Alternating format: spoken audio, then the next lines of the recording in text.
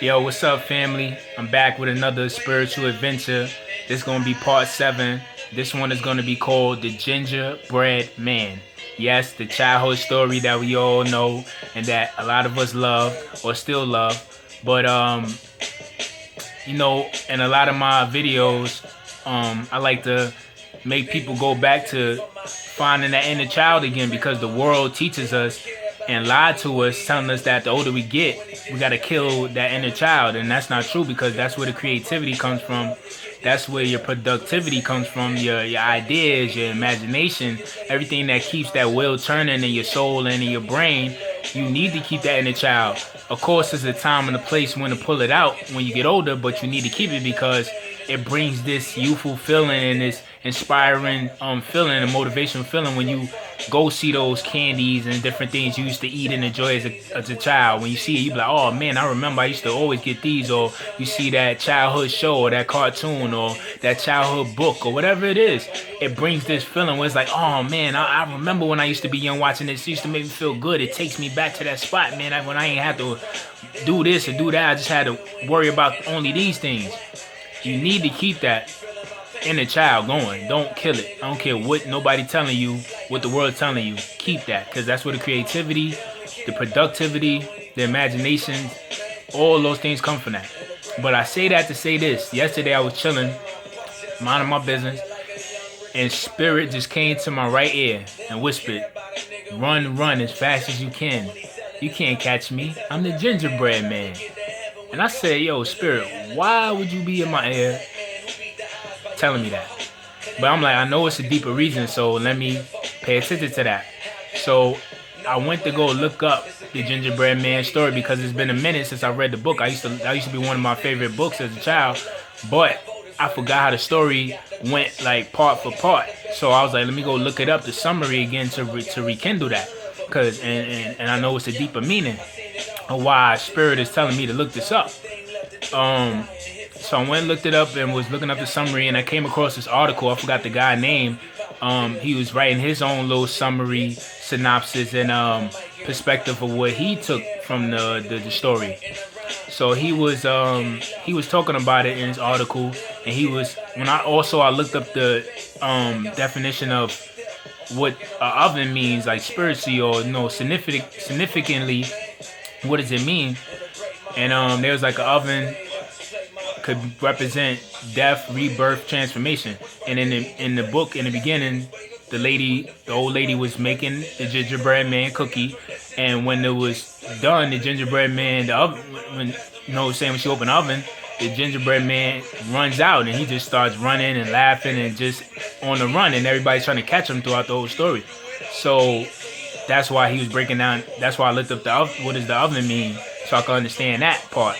And then in the article, the guy was talking about how he took as the oven was representing the maker, God, like the creator. So I said that's an interesting take on it. And he said the people in the book that was after the gingerbread man trying to eat him and catch him, he was like, you could look at that as, well, children could learn from that as not trusting strangers, not trusting people, period, so quickly because you don't know the true intentions. And I'm like, that's true too as well.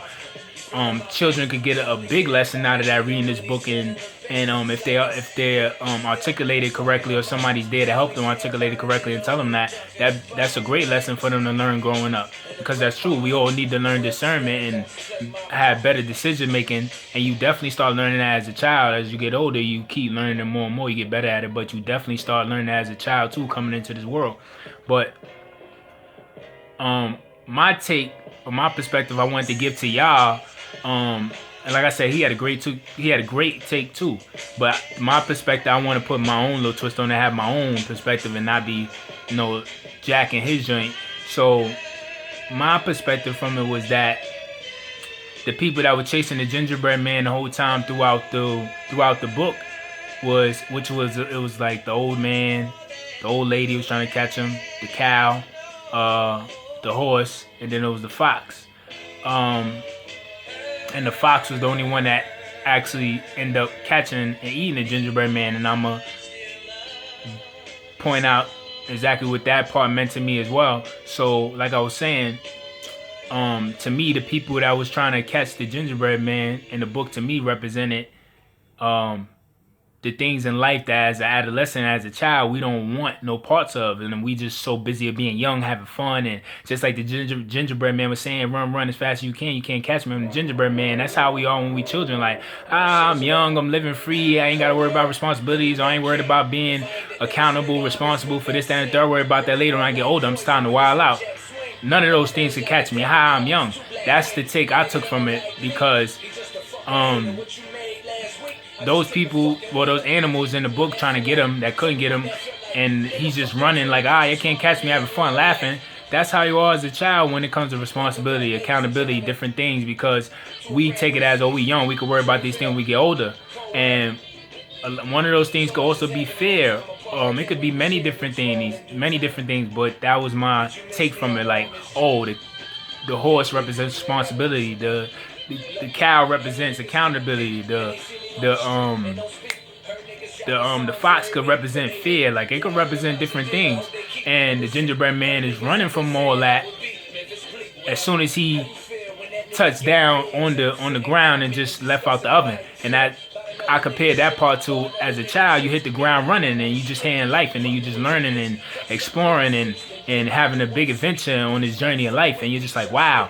And sometimes you could get caught up in that and lose sight of what you're really supposed to be doing here, which is why I compared the animals trying to catch him. I compared that to responsibility, accountability, some of these things I was talking about in my previous video. And we could run from that. Even when we get 18 and older and 20 something, you could still be running from that and be like, I'm young, I ain't got to worry about these things till I get older. And then he runs into the fox, and the fox was actually sly enough to trick him and once to actually get him to think that he was actually going to help him. The fox ended up eating him at the end of the book. And I compared the fox to fear, because I'm like, a lot of these things that we running from is from the responsibility, the accountability, and a bunch of other things. It's because we have fear of those things, because we thinking our life is over once we have to actually face those things. So anything that we fearful about, we running from those things. It's just like, I'm young, I can worry about this, that, and the third now, worry about those things later. And just like the fox ended up catching the gingerbread man slipping, we could get caught slipping too by not paying attention and not facing these things head on and up front and being honest and being like, hey, I have to realize these are a part of life too. The accountability, the responsibility, the fear, a bunch of whole other things. So I just wanted to give y'all that perspective and the outlook I had took from it, the story as well. Because like I said, we could run from many things as an adolescent, as a child, and even now in our early 20s, late 20s, and 30s, whatever your age is. But at the end of the day, those responsibilities, those accountabilities, those fears, everything that you think that you're avoiding, or your talks with God, or being morally right, having the right principles, having the right valuables, all those things you think you're running for is going to end up catching you down the run and end up eating you alive if you don't face it and actually own these things early. If you're just running like, oh, life is just golden, I'm young and free and I could just do what I want.